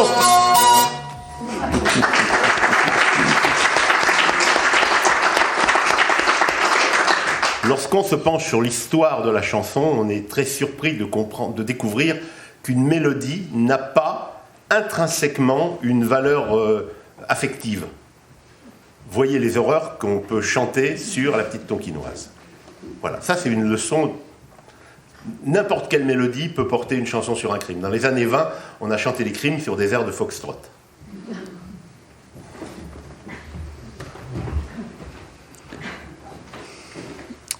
Alors, c'est important, donc, une fois de plus, de rappeler finalement cette continuité de l'émotion populaire suscitée par le crime et puis de cette volonté d'en appeler finalement à la peine de mort, effectivement, sur tous les airs, sur tous les champs possibles. Dès lors qu'on a affaire à ce type de personnes qu'on considère comme étant finalement, je l'ai déjà dit à propos de Vachet, des monstres. C'est-à-dire que c'est parce qu'ils ont quelque chose qui n'est pas humain, qui ne nous appartient pas, qui est différent de nous, qui en fait des êtres à part, que l'on peut se permettre de les éliminer un petit peu comme un jardinier coupe une branche morte d'un arbuste ou comme le dirait Lombroso, un atavisme. C'est-à-dire que, vous savez, quand on a dans les jardins des arbustes panachés, si on a une branche verte qui revient et qu'on la laisse pousser, tout l'arbuste va redevenir vert. Et donc il faut couper la branche, le retour au type d'origine. Eh bien, l'idée de la criminologie de l'époque, alors qui n'est pas exprimée évidemment dans les complaintes, mais qui quelque part dit un peu la même chose, s'il tue, il faut tuer, eh bien c'est que ces êtres différents, alors évidemment la criminologie ne parle pas de monstres, mais vous voyez bien la liaison entre la complainte qui dit s'il a tué, il faut le tuer, la presse qui vous montre littéralement, visuellement, des monstres, parce qu'évidemment la presse n'a pas une obligation d'exactitude lorsqu'elle rend compte des visages des personnes. Et même lorsqu'elle passera à la photographie dans l'entre-deux-guerres, vous savez probablement que les photographies, finalement, elles étaient utilisées avec des retouches. C'est-à-dire qu'on avait une photo originale, et puis pour que ça imprime bien, parce que l'impression était de mauvaise qualité, on rajoutait au crayon, à la craie, des traits. Et les traits, évidemment, quand c'était pour un criminel, on n'allait pas les adoucir. Donc vous avez des exemples célèbres, comme par exemple, je ne l'ai pas là, mais la photographie des sœurs Papin à la une de Détective, où vous avez finalement un contraste qui est fait entre les visages qui ont été un tout petit peu rendus plus agressifs, mais où malgré tout, vous avez en dessous un commentaire, 2 anges, ou 2 brebis, non, des brebis enragées, qui ont tué leur maîtresse, comme vous le savez, à coups de couteau, de peau d'étain, et qui les ont énuclés. Et donc, il y a l'atrocité du crime qui fait contraste avec les visages. Et je crois que c'est important aussi de rappeler finalement cette tradition qui s'est enracinée au XIXe siècle, mais qui date, comme je dis, de la physionomonie, de ces visages que je vous ai montrés. Je vais peut-être vous les remontrer encore une fois, finalement toutes ces sales têtes-là que je vous ai montrées tout à l'heure. Regardons-les encore une fois. Là, cette tradition que finalement on pourrait deviner la dangerosité ou l'état dangereux d'une personne à partir de son visage, et que spontanément ce serait lisible. Et ce que disaient bien les complaintes qu'a chanté tout à l'heure Jean-François, c'est que non, finalement, on aurait bien aimé pouvoir deviner que Soleillant allait commettre ce type de forfait, mais malheureusement, sur sa sale mine, ça ne suffisait pas pour pouvoir le dire. Et donc il y a toute cette question du dépistage, de l'observation des personnes et de savoir comment on va pouvoir les dépister. Vous connaissez certainement tous le film Minority Report, mais cet imaginaire d'essayer d'arriver à prévenir le crime ou à découvrir le délinquant, l'infracteur, en tout cas le plus grave, avant même qu'il commette la première infraction, c'est un rêve qui se met en place au XIXe siècle, avant même évidemment la nouvelle de Philippe Cadic. Et ce qui est important aussi, c'est de se souvenir que comme on a cette règle d'or qui se met en place au XIXe siècle de la sale tête égale quelqu'un de dangereux qui va commettre potentiellement des infractions, on a en même temps le discours, certes minoritaire, mais contradicteur. Souvenez-vous, j'ai cité tout à l'heure Victor Hugo. Victor Hugo, dans Notre-Dame de Paris, Quasimodo, c'est la laideur absolue, physique, mais pas morale. D'accord ? Et donc, il vient contredire cette règle. Il y a un autre personnage qui vient contredire cette règle, c'est l'assassin Pierre-François Lassner, qui a commis des crimes qu'on considère comme étant monstrueux, mais qui lui-même, finalement, ne présente aucun stigmate sur son visage. C'est d'ailleurs pour ça que les phrénologistes vont s'emparer de son crâne, et disent d'ailleurs que c'est curieux, il a aussi des côtés bons, ce personnage. Vous savez qu'il y a plein de controverses, finalement, sur ces choses-là. Et de nos jours, finalement, on voit coexister actuellement deux figures de monstruosité criminelle. La première, c'est celle-ci, que vous allez retrouver aussi dans le cinéma type gore, par exemple. C'est-à-dire que là, quand vous regardez du cinéma d'horreur, la sale tête, vous l'avez tout de suite. Okay, vous êtes au courant. Si vous regardez un film d'Alfred Hitchcock, L'ombre d'un doute, par exemple, là, vous ne l'avez plus du tout. Pourquoi ? Parce que Hitchcock, justement, sachant que vous connaissez la règle, la retourne. Et avec Hitchcock, c'est toujours celui qui a une bonne tête, finalement, qui est l'assassin. Eh bien, c'est une autre figure de monstruosité, puisqu'il vient contredire la règle. Il est d'autant plus monstrueux, dira-t-on, et c'est un discours qu'on a vu porter assez récemment, depuis une vingtaine d'années, depuis que notamment la délinquance sexuelle, la criminalité sexuelle explose, et que ces gens qu'on présente, comme au XIXe siècle d'ailleurs, comme des prédateurs qui repèrent leur proie, etc., eh bien, on va dire qu'ils sont d'autant plus monstrueux que précisément, ils étaient bien insérés dans la société, qu'on ne savait rien sur eux, qu'ils avaient des métiers très souvent en responsabilité, etc., qui mettaient proche des enfants, mais qu'en plus, sur leur visage, rien n'apparaissait. Et cette recherche, finalement, du monstre, elle opère de nos jours dans les deux sens. Soit ils ont la sale tête, ok, c'est réglé, ou ils viennent d'autres pays qui n'ont pas les mêmes mœurs, qui ne sont pas adaptés à nos sociétés civilisées occidentales, ou alors ils n'ont pas la sale tête, mais ce sont des monstres parce que justement en eux quelque chose est tapis qu'on ne peut pas déceler à l'œil et qui pourtant va agir et va en faire des redoutables prédateurs, peut-être même les plus redoutables. Donc voilà ce que je voulais dire à propos de Soleillant. D'ailleurs, il y aura une expertise, hein, vous voyez là, Soleillant un peu en bas à droite sur un portrait. Tout à l'heure, on a évoqué le nom de Bertillon. Donc Bertillon, c'est l'homme qui, en France, a imaginé l'anthropométrie, mais aussi a mis en place ce qu'on appelle le portrait judiciaire face profil. Et alors, je ne vais pas développer, mais enfin, Bertillon lui-même ne se fiait pas trop au portrait photographique. Il pensait que l'anthropométrie, et plus tard les empreintes digitales, évidemment, étaient beaucoup plus utiles. Et ensuite, il me semble, mon cher Jean-François, que non, c'est pas déjà, c'est pour toi celle-ci. Alors les complaintes nous disent comment une affaire criminelle est reçue dans la rue, par la foule, mais les complaintes peuvent-elles nous raconter une affaire criminelle par elle-même ? On va tenter de relever le gant. Je vous emmène à l'été 1933. L'été, il n'y a rien dans les journaux et on ne sait pas comment les remplir.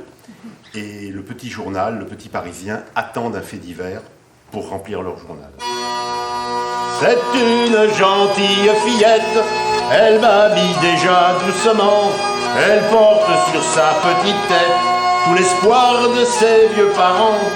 Tous deux ne travaillent que pour elle, pour lui assurer son avenir, sans penser qu'un jour la cruelle, pour les voler les ferait mourir, et c'est cependant le remerciement qu'ils eurent quand elle eut 18 ans. Mais le vendredi 25 août, ça change, il y a un fait divers, vous connaissez tous, l'affaire de la rue de Madagascar. Et puis c'est une bizarrerie, il n'y a pas de règle pour dénommer les affaires criminelles. C'est soit le crime de la rue un tel, soit c'est le nom de la victime, soit c'est le nom de l'assassin qui donne le titre. Et il y a toujours une petite période de latence pour appeler le crime. Et donc le vendredi 25 août, affaire de la rue de Madagascar, un mécanicien et sa femme ont été victimes d'un empoisonnement criminel. Et l'affaire va très vite changer de nom pour prendre celui de la fille des victimes qu'on recherche un peu partout. Elle empoisonna ses parents, la méchante Violette Nozière, se riant de leur calvaire pour leur soutirer de l'argent, sans pitié pour les blancs cheveux de ceux qui la mirent au monde. Cette gosse vagabonde a commis ce crime monstrueux. Violette Nozière est arrêtée 3 jours plus tard, le 28 août, avec un petit quiproquo. C'est pas la police qui l'arrête, ce sont de simples passants qui la reconnaissent et qui la signalent. Et on se moque bien de la police qui n'a pas pu la trouver toute seule. Et donc tout de suite, la personnalité de Violette Nozière est à la une des journaux. C'est une jeune femme libérée qui sort le soir, qui a des amants, qui se drogue, qui se prostitue. Donc les chroniqueurs y vont assez violemment. Un crime affreux soulève l'indignation des familles entières, car il dépasse d'horreur et de passion notre imagination.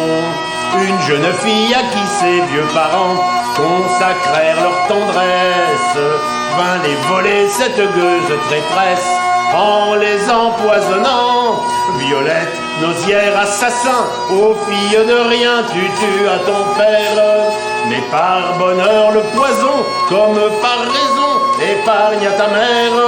Pour défendre son mari, mort et puis sali par sa propre gosse, sans remords comme sans merci, c'est atroce.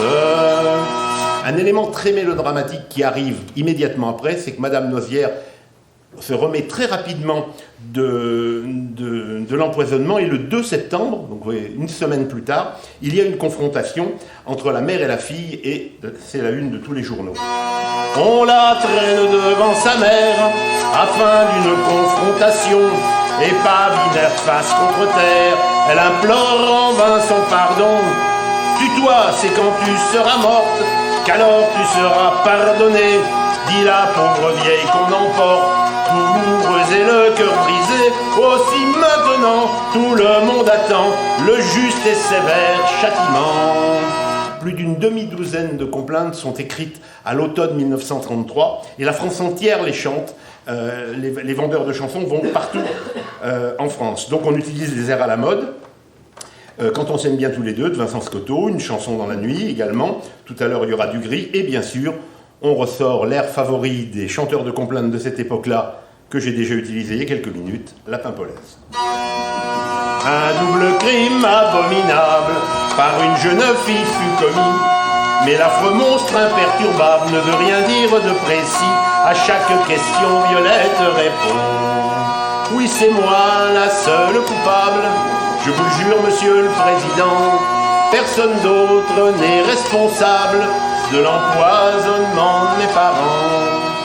Lorsqu'on aborde le mystère de ces terribles accusations, même lorsque sa pauvre mère l'accable de malédiction, à cette question Violette répond: oui, peu m'importe qu'on me condamne, si je dois mourir en prison, que Dieu me pardonne ou me damne, je maintiens mes accusations.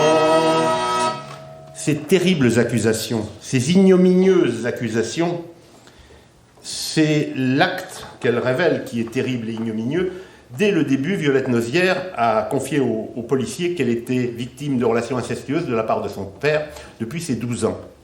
C'est écrit dans les journaux, et grosso modo on dit oui, c'est un peu facile. Et c'est là où la distance prend tout son sens. Voilà ce qu'on a dit à l'époque. Et lorsqu'au procès, ces choses-là sont évoquées, on dit, écoutez, non, soyez correct, on ne va pas parler de ça dans une cour d'assises, enfin quand même. Donc autrement dit, cette raison est complètement balayée. Il n'y a que le commissaire Marcel Guillaume, hélas pas en charge de l'enquête, qui creuse cette piste, mais il sera très vite écarté. Et donc, le procès qui survient en octobre 1934 est écrit d'avance. On promet à Violette Nozière la peine capitale. Ô pauvres parents malheureux, victimes de cette gueuse, votre triste mort affreuse est toujours là devant nos yeux. La méchante vous a ravi, à la foule qui vous estime. Il faut que par la guillotine, elle expie ce crime odieux. C'est un verdict impitoyable qui vient de frapper l'accusé. La folie n'est pas la coupable, rien ne pouvait plus l'excuser. À l'audience, une pauvre mère a pardonné pour son époux, gravissant l'horrible calvaire. C'était son enfant malgré tout. Et la maman se la présente, prie pour de non, tout en pleurant.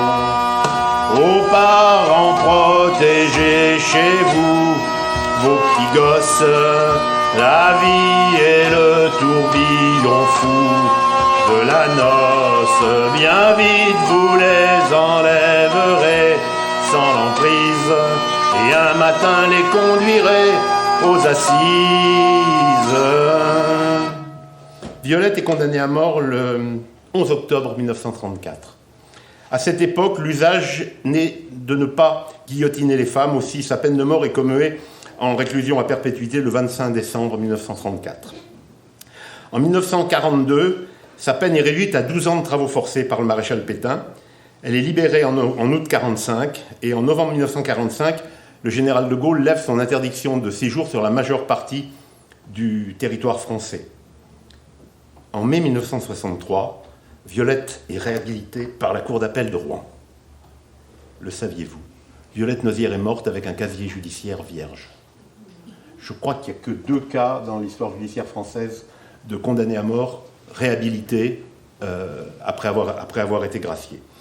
Elle est morte en 1966, elle est enterrée dans un petit coin de la Nièvre. Et c'est une histoire, moi, qui m'émeut, parce que la matière, en termes de complaintes, est abondante et elle est très, très touchante. Alors la question est, y a-t-il des complaintes qui ont pris sa défense? Parce que pensez-y, c'est une parricide, c'est encore un crime terrible en 1933. Cette fille a tué son père, les membres du jury qui l'ont jugée sont tous des pères de famille. Voilà. Eh bien, il y en a une. La foule se pressera au procès, réclamant la vengeance. La parricide et l'ayant payé sera vite oublié. Il faudrait en reparler cependant, pour que dans les familles, contre le vice on défende nos filles. Souvenez-vous pas. La loi condamne et punit les enfants maudits, c'est toute justice. Mais ne pourrait-on songer à les protéger, les sauver du vice? Elle fit la noce à 12 ans, n'est-ce pas pourtant une victime en somme? Ceux qui la condamnent à présent sont des hommes. Allez tous ensemble. La loi condamne et punit les enfants maudits, c'est toute justice. Mais ne pourrait-on songer à les protéger, les sauver du vice? Elle fit la noce à 12 ans, n'est-ce pas pourtant une victime en somme? Ceux qui la condamnent à présent sont des hommes. Ceux qui la condamnent à présent sont des hommes. Si.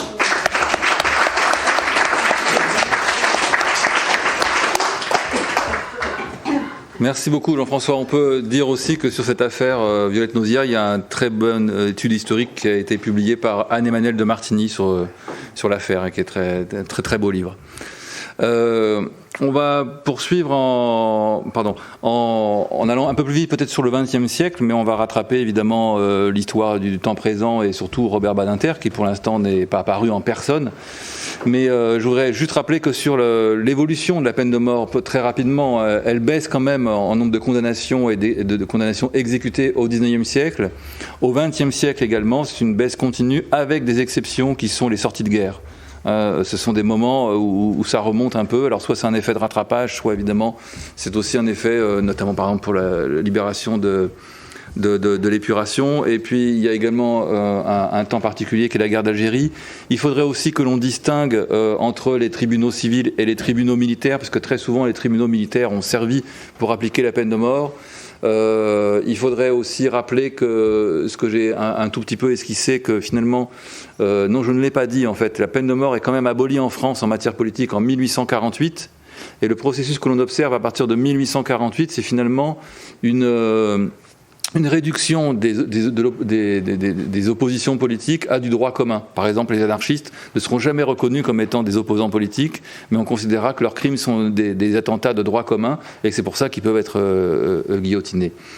Au XXe siècle, donc, on a, en dehors de ce mouvement de 1908 qui aboutit finalement au maintien de la peine de mort, l'autre grand moment va apparaître finalement dans les années 70, parce que l'état de la société, qui est peut-être un peu plus pacifié, est un peu plus ouvert à la question. Alors il y a des sondages en fait qui sont faits régulièrement, mais qui donnent toujours quand même une majorité pour le maintien de la peine de mort, mais on va avoir quand même des voix qui vont s'élever, et comme je le dis, c'est ici qu'on va retrouver un avocat qui s'appelle Robert Badinter.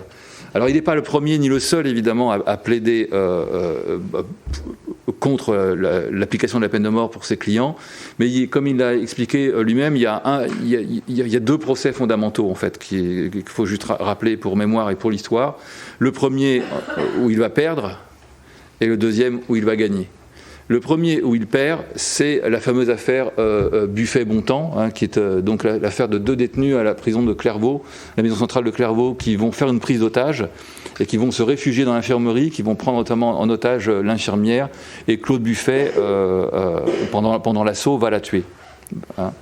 Et donc, ça va être un crime très important, notamment pour l'administration pénitentiaire, donc qui avait la charge de ces détenus et qui va demander à ce qu'une peine exemplaire soit faite pour qu'il n'y ait pas d'autres mutineries de ce type. Et lors du procès, en fait, on va toute une mécanique qui va se mettre en place, que j'ai déjà décrit pour le 19e siècle, finalement, et qui vient du 19e siècle, et notamment de la fin du 19e siècle, c'est cette mécanique qui consiste à décrire les criminels, à les décrire physiquement, mais aussi dans leur tempérament, et notamment Claude Buffet va être décrit sous les termes qu'on connaît bien maintenant de monstre froid, un monstre calculateur, etc. Et Robert Badinter, qui est le défenseur de Bontemps, qui lui, ça a été prouvé, n'a pas tué en fait, et était plutôt suiveur de Claude Buffet, va se trouver à défendre Bontemps en cour d'assises. Buffet et Bontemps vont être finalement condamnés à la peine capitale. Il va y avoir un recours en grâce qui va être effectué, et le président Georges Pompidou va refuser le recours en grâce. Et Buffet et Bontemps vont être guillotinés le 28 novembre 1972 à la prison de la Santé, donc, comme vous le savez, pas très loin d'ici. Et cette affaire va marquer Robert Badinter, parce qu'il va le ressentir évidemment à la fois comme un échec, mais il décrit très bien dans son ouvrage l'exécution aussi comme un moment où finalement il a énormément appris, et c'est à partir de ce moment-là qu'il va vraiment se mobiliser dans tous les instants pour l'abolition de la peine de mort en France. Et ce qui est très intéressant, c'est le second procès, parce que le second procès, c'est une affaire qui finalement éprouve peut-être encore plus ce que j'appelais tout à l'heure, avec les termes de Durkheim, les états forts de la conscience collective, puisque cette fois-ci, il s'agit d'un rapt d'enfant qui va être assassiné. Donc il va y avoir une demande de rançon, puis finalement quand on va retrouver le petit Philippe Bertrand, âgé de 7 ans, on va le retrouver mort.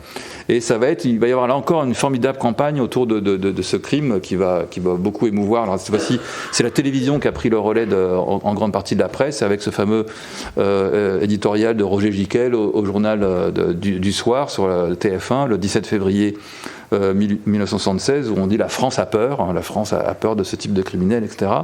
Et il va y avoir finalement la personne qui va être connue coupable et Patrick Henry. Patrick Henry va passer en cour d'assises au même tribunal que celui de Buffet-Bontemps, à Troyes, et il va être défendu par Robert Bocquillon et par Robert Badinter.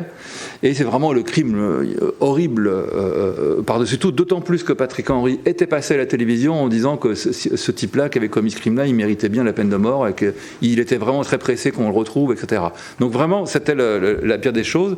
Et ce que va faire Robert Badinter, c'est que finalement, il va déplacer l'argumentation de il faut sauver la vie de cette personne-là à faire le procès de la peine de mort. Et on va retrouver finalement tous les accents qu'avait Victor Hugo, qu'il y avait eu aussi au premier débat sur l'abolition de la peine de mort en France pendant la Révolution française au printemps 1791. Et quelque part, la bascule va se faire à ce moment-là. Effectivement, le jury va condamner Patrick Henry non pas à la peine de mort, mais à la peine de perpétuité. D'accord ? Et c'est vraiment le mouvement de bascule qui va je ne veux pas dire qui préfigure, mais d'une certaine manière, si la loi du 9 octobre 1981, qui sera prise, comme vous le savez, elle est en grande partie due à Robert Badinter, parce qu'il avait l'expérience de ces affaires-là. Il savait ce que coûtait justement la voix populaire et l'orchestration de la voix populaire qui demande le maintien de la peine de mort. On l'a entendu à travers les complaintes, mais on a vu que les complaintes pouvaient aussi avoir parfois des moments de subtilité et de lucidité sur le cas de Violette Nozières. Alors évidemment, il n'y a plus de complaintes dans les années 70. Il y a des chansons populaires, je vous le rappelle, Michel Sardou, Julien Clerc, il y en a qui sont pour, il y en a qui sont contre. Donc le débat dans la société continue. Et finalement, ce que je voudrais dire pour conclure, puisque c'est l'heure, c'est que j'étais très heureux et un peu ému aussi de pouvoir organiser cette conférence à propos à la fois de la collection de Robert Badinter et donc de l'homme, parce que au fond, au-delà des pièces qui nous sont présentées et qui sont uniques et qu'on ne reverra pas puisque c'est une collection privée, il y a quelque chose qui nous est accessible à tous dans la pensée, dans la trajectoire de Robert Badinter. Ce sont évidemment ses écrits. Tous les textes qu'il a produits, qui sont publics, qui ont été publiés, qui ont été republiés également en livre de poche. Je pense donc à ces deux moments de procès qui ont abouti à un livre, l'exécution pour Bontemps et Buffet et Bontemps, et puis l'abolition pour décrire le processus de l'abolition de la peine de mort. Et je pense, comme je l'ai écrit là, que cette œuvre aussi a valeur de témoignage et finalement s'inscrit dans la continuité de la collection qu'on a vue, parce qu'elle continuera à susciter par sa lecture des réactions, parfois des réactions d'opposition, mais aussi des convictions et des vocations. Et je voudrais dire à titre personnel que moi, étant gamin, j'ai lu ce livre, je l'ai ramené parce que je l'ai toujours gardé dans ma bibliothèque, L'exécution, et que à bien y réfléchir en préparant cette conférence, je l'ai relu. Et je me suis rendu compte qu'il y avait des passages qui très probablement m'avaient inspiré. Je voudrais juste en lire deux, ils sont très brefs, vous allez voir. Le premier, c'est lorsque Robert Badinter parle justement de la réaction que l'on a par rapport au criminel. Hein. Il dit ceci: « La fascination que suscite le criminel de sang est ambiguë. Elle est horreur et peur mêlées. Elle est condamnation du crime commis, mais aussi refus de s'avouer que le criminel n'est pas fondamentalement différent de nous, qu'il est simplement notre visage le plus terrible. » Fin de citation. Et c'est pour ça, dit-il, que lorsqu'on nous présente un criminel au procès ou dans les médias, on est souvent déçu parce qu'on cherche, dit-il, ce qui, chez cet homme, trahirait le monstre. Vous voyez, la figure du monstre qui revient. Une réflexion, une attitude. Car il est toujours difficile de condamner un homme alors qu'il est commode et satisfaisant de liquider un monstre. Et ça, ce processus, il est démontré par tous les collègues sociologues ou anthropologues qui travaillent sur les massacres de masse, par exemple. Ils montrent bien qu'avant de passer à l'acte pour tuer quelqu'un, il faut d'abord l'avoir mis à l'écart, mis à distance, l'avoir déshumanisé pour ensuite pouvoir imaginer qu'on puisse l'écraser comme un cloporte ou comme une bête malfaisante. Et il disait aussi ceci, Robert Badinter, dans ce livre: « Une société qui ne serait pas aberrante devrait sans cesse être préoccupée du crime, comme du cancer ou de la tuberculose. » Et quand on connaît les débats et la façon dont ça se passe de nos jours, eh bien on se dit que ces paroles restent d'une puissance tout à fait réelle et malheureusement, je crains, à la fois présente et d'avenir. Et pour terminer vraiment cette fois-ci, je voudrais vous dire que si vous avez apprécié les complaintes de Jean-François, il prépare également un très bel ouvrage qui sera la somme, à mon avis, quasi définitive sur les complaintes. Mais en attendant, il y a la base de données avec la géolocalisation des complaintes. Alors malheureusement, il y en a maintenant plus de 1200, mais il ne les a pas toutes chantées. Hein. Jean-François, il faudra quand même que s'y mettre. Et puis pour la peine de mort, nous avons décrit le processus de l'abolition très très rapidement dans cette conférence. Et je vous invite donc à retrouver sur le site Criminocorpus l'exposition qui avait été faite avec Jean-Claude Farcy et que l'on a renouvelée pour les 40 ans de l'abolition avec 11 chapitres dans lesquels Robert Badinter évidemment a également toute sa place. Voilà, je vous remercie beaucoup pour votre attention et on peut peut-être répondre à des questions si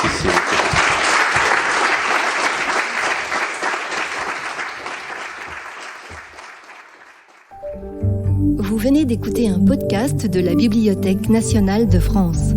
Retrouvez les conférences, rencontres et créations de la BNF sur toutes les plateformes de podcast ainsi que sur le site bnf.fr.